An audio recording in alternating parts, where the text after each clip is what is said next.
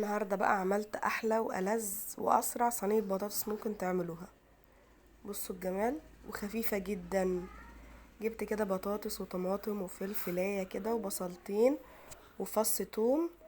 قشرت البطاطس وقطعتها حلقات، وهبشر بقى عليها بصل وفلفل وليمون وبصل وفلفل وطماطم وتوم.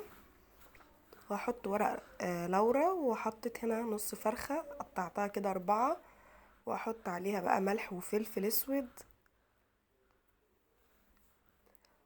وشوية زيت ومعلقة سمنة، وهقلب كده كل الكلام ده في بعضه وازودها كوباية مية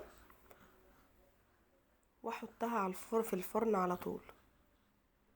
سهلة جدا وبسيطة ومش معقدة. لو داخلة المطبخ انا عملتها في دقيقة، يعني حطيت كله كده على بعضه في دقيقة ودخلتها الفرن. لو مستعجلة ملحقتش تعملي غدا، دي اسهل حاجة ممكن تعمليها وطعمها تحفة. بصوا الجمال بقى، بعد ما طلعت شغلت عليها الشواية وعملت طبق رز كده جنبها، وطبق طماطم مخللة. قطعت الطماطم وحطيت عليها ملح وفلفل اسود وشطة وخل. واتاكلت بقى بالعيش، ممكن تاكليها برز ابيض، بمكرونة، تتاكل بكذا طريقة. جربوها هتدعولي.